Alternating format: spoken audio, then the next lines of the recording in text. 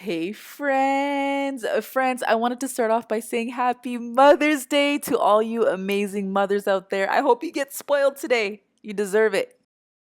So friends, in this video, I'm going to show you how to do this hairstyle today, but guess what? We have videos from Sunday to Thursday for 5 days because I was going to do 5 hairstyles in one video, but it got to be too long, so I thought I'd give you guys a treat. So I'm going to share some hairstyles I've been seeing all over the internet or Instagram, and I'm going to show you how to do them.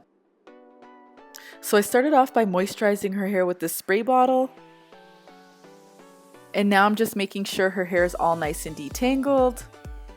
And then I'm just going to create a part right here. And I'm using her eyebrow, like part of her eyebrow, as my guide, just so I know on the other side whereabouts to make that part.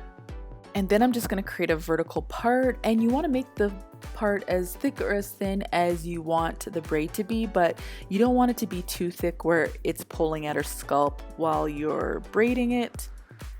So before I get that cornrow in there, that's what I'm doing, a cornrow. I should have said that instead of braiding, but I'm going to make sure that it's nice and moisturized and detangled so that the braid is nice and smooth.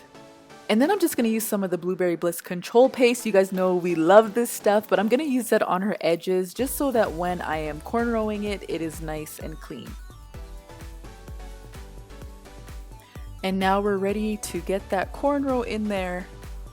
And friends, my cornrowing game is not exactly where I want it yet, but I've been practicing on my son, my husband, and Sekora, and even myself, and I am getting there. And let me tell you friends, I've come a long way, trust me. I never used to know how to do cornrows in like short hair, but now I am learning and practicing.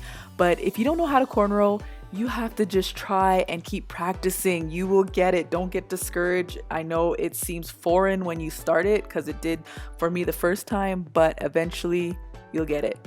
And then at the end of the hair, I just grabbed my comb and I just kept twisting it until it became a nice little ringlet. You do have to make sure the hair is nice and moisturized to get that nice little ringlet.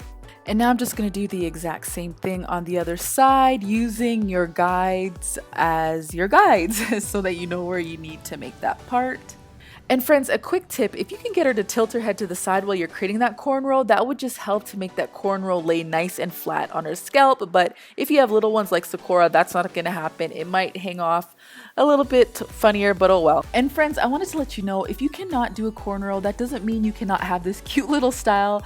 You can do just a simple braid on the side. I did that in Sekora's hair the other day. I'll put a picture right here, but both are really cute, and yeah, just different ways of doing it.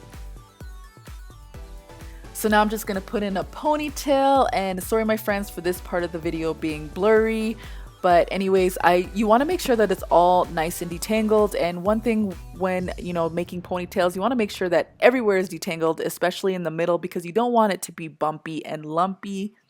So to make sure it's detangled on this part, I just split it in half and I just moisturized it, and then I got my comb and I am just going to detangle both parts.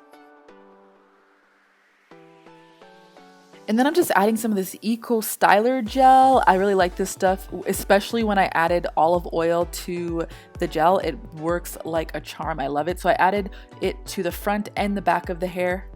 And then I use my detangler brush just to smooth it all out and get it nice and flat. And then I'm just going to get that ponytail in there.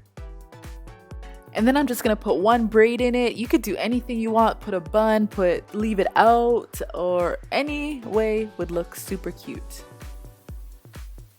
And then of course I have to use some of the Blueberry Bliss control paste to clean up those edges. And then for some added cuteness, I just added a couple of hair cuffs, and I'll leave those in the description box if you want to know where I bought them. And bam, we are finished. I hope you liked this video, friends. If you did, don't forget to give it a thumbs up and share it with your friends. And don't forget to check us out tomorrow. Like I said, we have another tutorial for you guys. We love you, friends. Bye.